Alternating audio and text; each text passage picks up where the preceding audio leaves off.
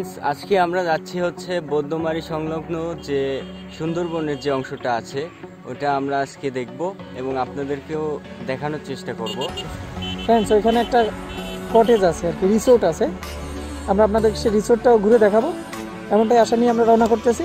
তো ঠিক আছে, আমরা শুরু করলাম। সুন্দরবনে যাওয়ার বেশ কিছু মাধ্যম আছে, বিশেষ করে আমাদের ম্যাক্সিমাম অনেকেই যায় হচ্ছে নদীপথে, কিন্তু অনেকে হয়তো জানে না যে এটা আসলে বাই রোডেও যাওয়া সম্ভব। হ্যাঁ, ক্রিয়াপ্রেমী যারা, তারা দেখা যাচ্ছে যে এই মাঠের সাথে পরিচিত আছে।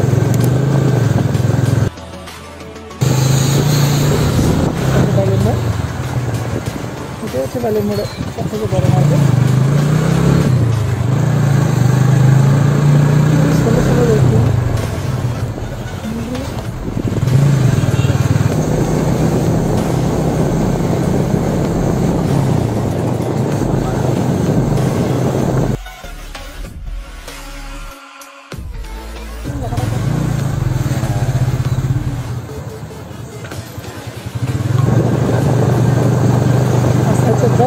জাউচোরা ব্রিজ, জাউচোরা ব্রিজ।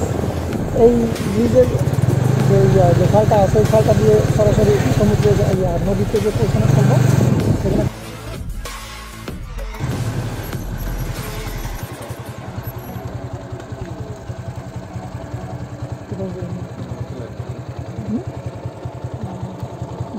এই খাল সরাসরি আমাদের পশুর নদীর সাথে মিশে গেছে।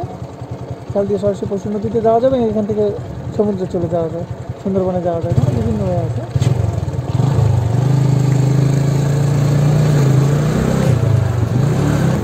আচ্ছা, জলচরা ব্রিজ থেকে নেমে বাজার।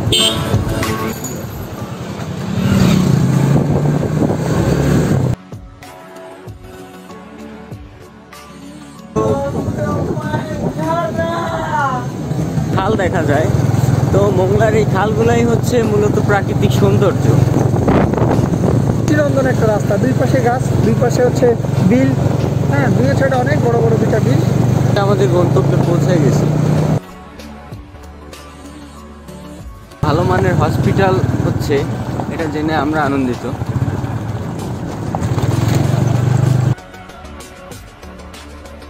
আপনারা যারা সুন্দরবনে এসে ঘুরতে ঘুরতে অসুস্থ হয়ে পড়বেন, ক্লান্ত হয়ে যাবেন, তাদের জন্য হসপিটাল তৈরি।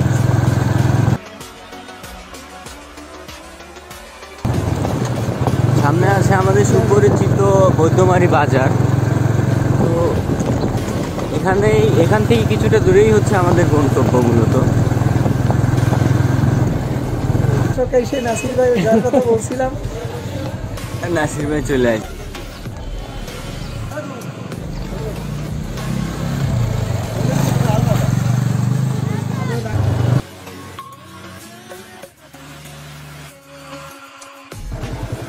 দর্শক, আমরা চলে আসছি যে আমরা যে কটেজের কথা বলছিলাম, বাদাবান ইকো কটেজ। মোংলা যদি আপনারা কেউ আসেন, যদি মোংলা কেউ আসেন, আপনারা এই রিসোর্টেও অবস্থান করতে পারেন।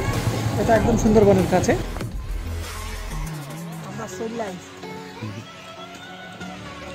দর্শক, আমরা অলরেডি চলে আসছি ওই বাদাবান ইকো কটেজে। এসে প্রথমে যে জিনিসটা চোখে পড়লো সেটা হচ্ছে গিয়ে এখানে সুন্দর একটা টং ঘর করা আছে।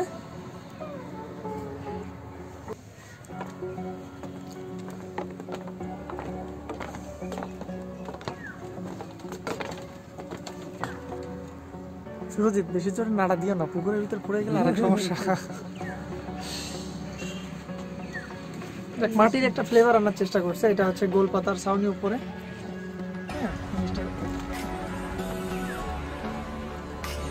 ইচ্ছা করলে মাছও ধরতে পারবেন, মাছ আছে এখানে, মাছ ধরার ব্যবস্থা আছে। তো চলেন আমরা একটু সামনের দিকে আগাই। বাদাবান ইকো কটেজের এটা হচ্ছে রাত্রি যাপনের যে জায়গাটা, এই যে আমাদের পিছনে দেখতে পাচ্ছেন, এই যে এটা হচ্ছে আপনারা আসলে এখানে রাত্রি যাপন করতে পারবেন। নিরাপদ একটা প্রসেস। আর আমরা খবর পেয়েছি অলরেডি এখানে ঢাকা থেকে মেবি এক গ্রুপ বাইকার্স গ্রুপ আসছে।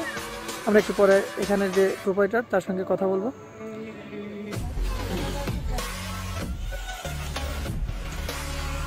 অশোক, এখানে প্রোপাইটার এই যে লিটন ভাই, হ্যাঁ উনি একদম একটা মাটির ফ্লেভার আনার চেষ্টা করছে। আসলে শহর থেকে যান্ত্রিক ইটকাঠ পাথরের বাইরে আসলে আসার পর সকলে একটু চেষ্টা করে যে একটু গ্রাম্য পরিবেশ, মনোরম পরিবেশে থাকার জন্য। তো লিটন ভাই সর্বোচ্চ চেষ্টা করছে একদম মাটির ফ্লেভারটা আনার জন্য। গোলপাতার ছাউনি, আধুনিকতার ছোঁয়া এখানে কম আছে। এখানে বিদ্যুৎ ব্যবস্থা থাকা সত্ত্বেও সৌর প্যানেলেরও ব্যবস্থা আছে।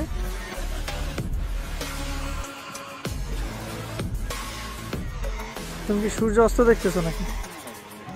এখানে আপনারা আসলে বারবিকিউ, হাতে কালি লেগে যাবে না স্যার, এখানে আসলে আপনারা বারবিকিউ পার্টি করতে পারতেছেন, সে ব্যবস্থাও করা আছে।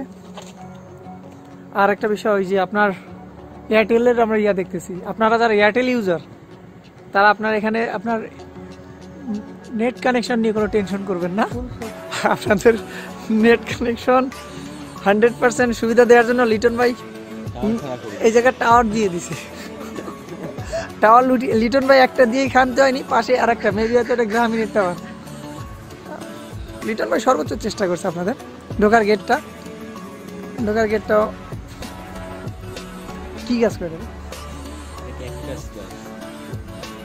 ওই ক্যাকটাস, আমাদের কাউসার বলছে ক্যাকটাস। একটু ভিতর ঢুকবো, বাদাবানি টু কটেজ। বাহ, এখানে আছে এই যে ইজি চেয়ার, একটু দোল খেয়ে নি। বাহ, দারুণ ব্যবস্থা। কাউসার একটু দোল খাবা নাকি? না, আমি তো একটু খাবো, কিন্তু এখন না। ছোট থেকে অনেক দোল খেয়েছে, এখন একটু দোল খাবো।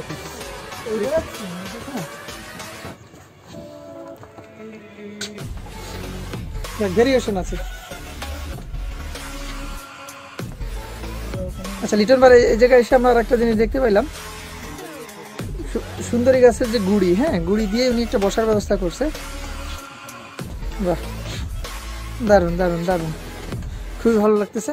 আপনারা আসার পরে দেন এখানে আপনারা দেখতে পাবেন যে এখানে একটা বোর্ড আছে, বিভিন্ন সময় যারা টুরিস্ট গাইডরা আসে তাদের। এটা হচ্ছে ডাইনিং রুম।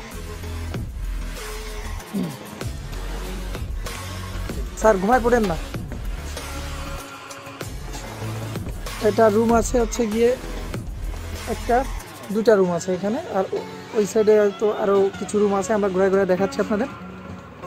তো দর্শক চলুন আমরা ওই সাইড থেকে রুমগুলো দেখে আসি। পিছনে তো মনে হয় দেখার মতো কিছু নাই নাকি? এখানে যে টেবিলের যে কাজটা করছে লিটন ভাই, মাথা কাটায়, আসলে অসাধারণ। কাজের কি বলো? অবশ্যই খুবই সুন্দর লাগতেছে। আসলে এরকম প্রচেষ্টা প্রথমবার দেখলাম আমি মোংলাতে। না, আমাদেরও টার্গেট যে মোংলার যে ভালো ভালো কাজগুলো আছে, যে ভালো ভালো দর্শনীয় স্থানগুলো আছে, এগুলো আমরা মোংলার অনেকেই আছি, হয়তো এখানটা আসি না। এটা হচ্ছে বৌদ্ধমারি বাজারে এসেই আর কি, বাদাবন কটেজ বললেই যে কেউ এটা আপনাকে একবারেই দেখাই দিতে পারবে। আমরা মোংলাতে অনেকেই আছি যে জায়গাটা সম্পর্কে জানতাম না। তো আজকে আমাদের শপস মোংলা চ্যানেলের মাধ্যমে আমরা চেষ্টা করতেছি আপনাদের সামনে তুলে ধরার। ইকো কটেজের যে রুমগুলো আপনারা রাত্রি যাপনের জন্য এখানে যে রুমগুলোর ব্যবস্থা করা হয়েছে, আমরা সেই রুমগুলো একটু দেখাবো।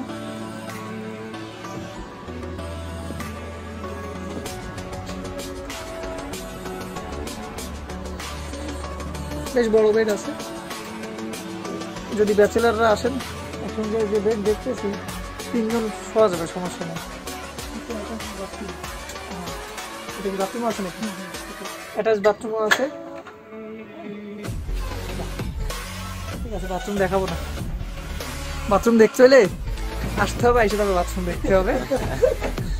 তো আকর্ষণ রাখা হইল, যারা হচ্ছে গিয়ে সেন্টিমিটারও দেখলো, সম্পূর্ণ একটা চেষ্টা আছে একদম গ্রাম্য পরিবেশের একটা জায়গাটা, গ্রামের পরিবেশ, বাট মানে এখানে কোনো আধুনিকতার ছোঁয়া আসলে লিটন ভাই দেখাতে চাইনি। সে চেষ্টা করেছে গ্রামীণ পরিবেশটাই এখানে প্রকাশ করার জন্য।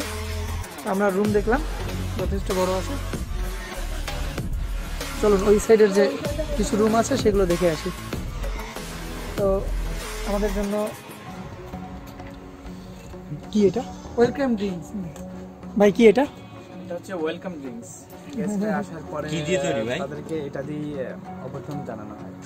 আচ্ছা, এটা হচ্ছে ওয়েলকাম ড্রিঙ্কস। পরিবেশনটা অনেক সুন্দর ছিল, ফুলের শুভেচ্ছা আছে ওয়েলকাম ড্রিঙ্কসে।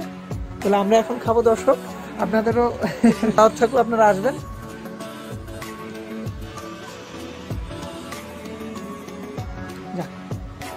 খুবই সুন্দর। কেমন লাগছে রাসেল বল? অস্থির লাগছে ভাই। এই পরিবেশে এসে ওয়েলকাম ড্রিঙ্কসটাও আসলে সুন্দর। প্রজেক্ট আসলে অনেক সুন্দর হয়েছে। খেয়ে নিই, তারপরে ওই পাশের পার্ট একটু পরে দেখাচ্ছি। বাদাবান ইকো কটেজে আসার পরে আপনাদের একটা জিনিস দেখাচ্ছি। আগে ধারণা করে বলেন তো এটা কিসের সাপ?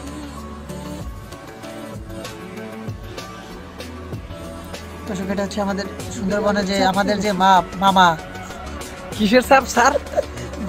বিড়ালের পাঁচ না সুরজিৎ এটারে বিড়ালের পাড় ছাপ বানায় ফেলছে। এত বড় বিড়াল আসলে জিন্দগিতে কেউ দেখছে কিনা আমার সন্দেহ আছে। দর্শক, এটা হচ্ছে কি আমাদের মামার পায়ের ছাপ। তো আমরা এখন সেটা দেখাচ্ছি।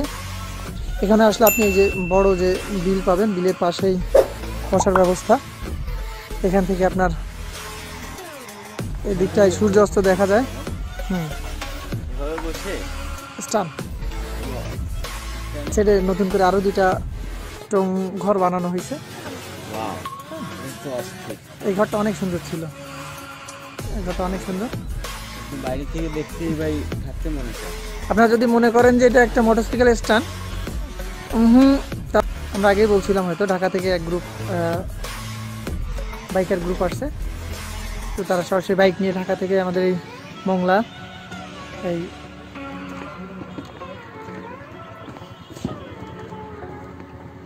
সম্পূর্ণ পানির উপরে, তো অসাধারণ একটা দৃশ্য। এবং এখান থেকে খুব সুন্দরভাবে সামনেই এটা হচ্ছে নতুন যে টংঘর যেটা দেখাচ্ছিলাম, চাচের তৈরি, সিলিং করা। এটা হচ্ছে ফ্লোরিং বেড করা। বেশ দারুণ দারুণ, অসাধারণ, এক কথায় অসাধারণ। দর্শক, আপনাদেরকে আমরা এর আগে বাদাবন কটেজটা সম্পূর্ণ ঘুরায় দেখাইছি। তো এখন হচ্ছে এই বাদাবন কটেজটার আপনার ফাউন্ডার হচ্ছে আমাদের লিটন ভাই। তো আমরা লিটন ভাইয়ের কাছ থেকে এখন জেনে নেব, কারণ আপনাদের অলরেডি আমাদের ভিডিওতে প্লেসটা দেখার পরে হয়তো অনেক প্রশ্ন থাকতেই পারে। তো আমরা সেই প্রশ্নের কিছু অ্যান্সার লিটন ভাইয়ের কাছ থেকে নিব। তো লিটন ভাই, আপনার এই কটেজটা করার মানে মংলায় তো আমরা সাধারণত কোনো কটেজ নাই বললেই চলে, সেই কটেজটা করার মূল উদ্দেশ্য বা প্ল্যানিংটা দিয়ে দেখতে সোয়াব মংলা চ্যানেলকে আমাদের এখানে আসার জন্য আমার যে উদ্দেশ্য যেটা বলছেন সেটা হচ্ছে আমি মূলত কমিউনিটি ট্যুরিজম নিয়ে কাজ করি এবং বনজীবীদের বিকল্প কর্মসংস্থান। এখানে হচ্ছে 2 দিন 1 রাতের মেনলি একটা প্যাকেজ আছে। সবাই প্যাকেজটাকেই বেশি নেয় এবং রুম রেন্ট যেটা বলেন আমাদের হচ্ছে একটা আমাদের কাপল কোনো রুম নাই, আমরা আপাতত কাপল নিচ্ছি না। আর যেটা হচ্ছে আমার প্রত্যেকটা রুমে 2 ডাবল বেড এবং 5 থেকে 6 জনের ক্যাপাসিটি। আর 5 থেকে 6 জন। এখানে হচ্ছে আমাদের রুম রেন্ট যেটা 1500 টাকা। এবং আমাদের নতুন কিছু কটেজ হয়েছে, এই কটেজগুলো হচ্ছে ইন্দোনেশিয়া, বালি বা বালি টাইপের কিছু আমার কটেজ, যেটা হচ্ছে আমাদের নিচে চিংড়ির ঘের আর উপরে হচ্ছে কটেজ। আর এখানটা হয়তো একটু এর থেকে বাড়বে, হয়তো 2000 বা 2500 করে আমরা রুম রেন্ট নিব। আমরা যখন আসছিলাম তখন আপনাদের বিকালের যে ভিউটা ছিল সেটা দেখানো হয়েছিল, আর এখন হচ্ছে গিয়ে রাতের ভিউ। আমরা ওয়েট করি।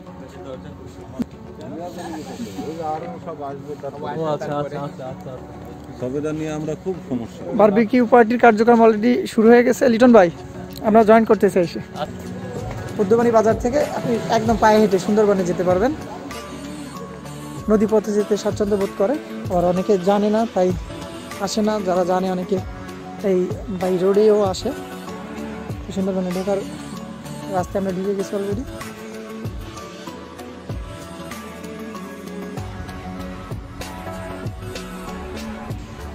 এই খাল ধরে আপনি সুন্দরবনের ভিতরে নৌকা নিয়ে যেতে পারবেন, তবে সেই ক্ষেত্রে হয়তো আপনার অনুমতির প্রয়োজন আছে।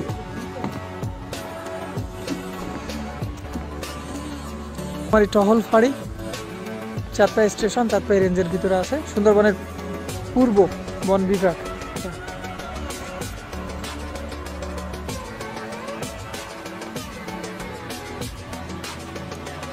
ব্রো, এটা যেহেতু সুন্দরবনের ভিতরে, পুকুরে কি কোনো চাষ করা হয়?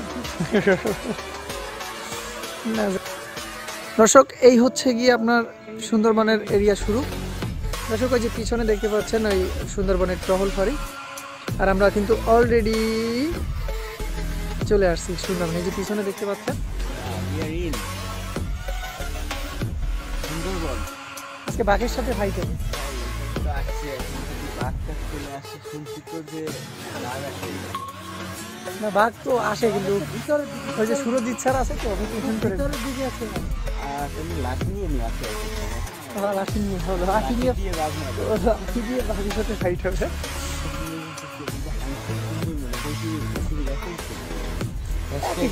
হ্যাশট্যাগ আংশিক সুন্দরবন, আংশিক সুন্দর। হ্যাশট্যাগ আংশিক সুন্দরবন। সুন্দরবনের পরিধি তো আসলে ছোট্ট একটু জায়গা না, বিরাট জায়গা নিয়ে, তো তারই একটা ব্যাপার। এই দেখেন ইয়ো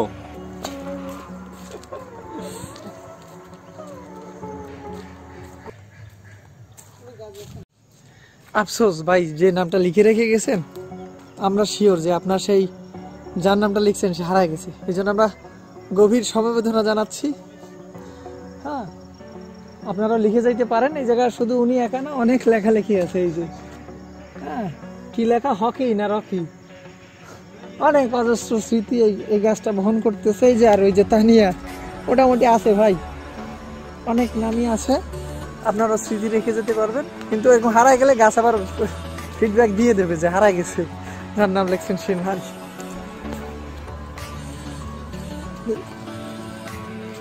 দর্শনার্থীরাও তো দেখা যাচ্ছে আমাদের সামনে, প্রচুর দর্শক আসছে। আমরা যখন আসছি অনেক দর্শনার্থী আছে, সবাই ঠিকছে। আসছে সুন্দরবনের ভিতরে একটা বান্দরের একটা বাঘও দেখলাম।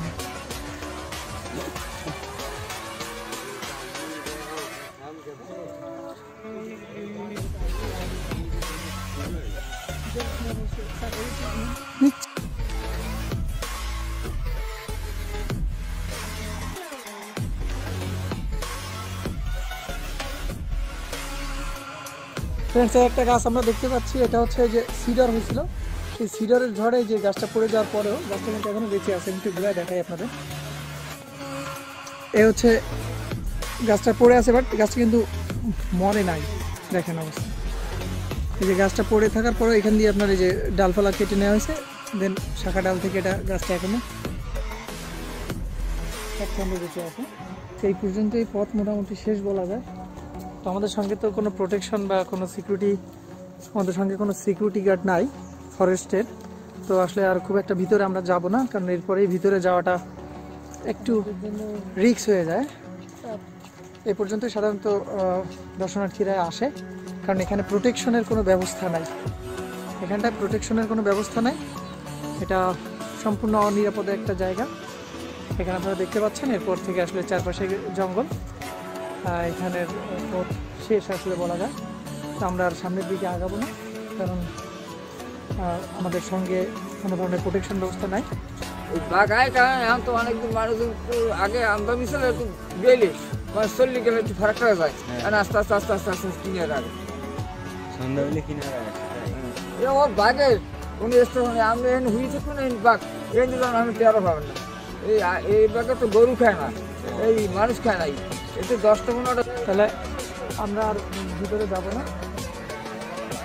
আমরা অলরেডি এখানে স্থানীয় এক ব্যক্তি আমাদের বলতেছে যে এখানে 2-4 দিন আগে নাকি বাঘ এসে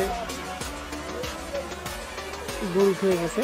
তো যেহেতু বাঘ এখানে গরু খেয়ে গেছে, একবার যেহেতু আসে ও বারবার আসার চেষ্টা করবে। আমরা আপনাদেরকে দেখাই যে সুন্দরবনের ভিতরের বিষয়টা হচ্ছে এমন, এই যে ঘন জঙ্গল, আর কিন্তু পথ নেই, হ্যাঁ যাওয়ার কোনো পথ নেই। গেলে আপনার এই গাছপালা এগুলো ফাঁকা করে করে যেতে হবে। হ্যাঁ, এখন সম্পূর্ণ একদম দেখেন কি একটা অবস্থা, একদম অন্ধকার হয়ে যাচ্ছে গাছের ঘনত্বের কারণে একদম অন্ধকার হয়ে যাচ্ছে। এমনটা করে ভিতরে যাওয়া যায়, কিন্তু যারা হচ্ছে এখান দিয়ে কাঠ সংগ্রহ করে বা যারা মধু সংগ্রহ করে, তারা হচ্ছে রিস্ক নিয়ে, লাইফের রিস্ক নিয়েই তারা ভিতরের দিকে চলে যায়। তারা বিভিন্ন কর্মকাণ্ড তাদের সম্পাদন করে চলে আসে। আমরা যেহেতু আসলে নিরাপত্তাহীনতা মনে হচ্ছে এবং সন্ধ্যা হয়ে আসতেছে, আমরা আর ভিতরের দিকে যাব না। আপনারা যদি এর ভিতরেও যেতে চান যাওয়া যাবে, সেই ক্ষেত্রে হচ্ছে গিয়ে ফরেস্ট অফিস থেকে অনুমতি নিয়ে তাদের সঙ্গে সিকিউরিটি ব্যবস্থা, তারা সিকিউরিটি গার্ড দিয়ে দিবে, সেই সিকিউরিটি গার্ড নিয়ে দেন আপনারা যেতে পারবেন। তো সকলে ভালো থাকবেন। আমরা অন্য আরেকদিন আপনাদেরকে নিয়ে যাব হচ্ছে পানিপথে কীভাবে সুন্দরবন যেতে হয়, এবং সেখানে প্রোটেকশনের ব্যবস্থা ভালো আছে সেটা আপনাদের ঘুরে দেখাবো। আর এখানে প্রোটেকশন ছাড়া একটা জায়গা, যে ফরেস্ট অফিসের যে লোক আছে গার্ড নিয়ে আপনারা ভিতরে যেতে পারবেন অ্যাডভেঞ্চার করার জন্য। অলরেডি আমাদের অ্যাডভেঞ্চারের ভিতরে আছে, যেহেতু প্রোটেকশন নাই, আমাদের এক ধরনের অ্যাডভেঞ্চার কাজ করতেছে।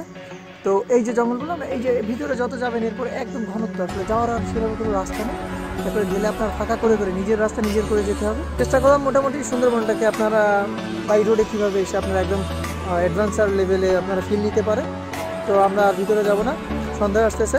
সকলে ভালো থাকবেন। নেক্সট টাইমে দেখা হবে অন্য কোনো জায়গায়, অন্য কোনো মোংলার যে শো আপটা সেটা আমরা করার চেষ্টা করবো, অন্য কোনো স্থান।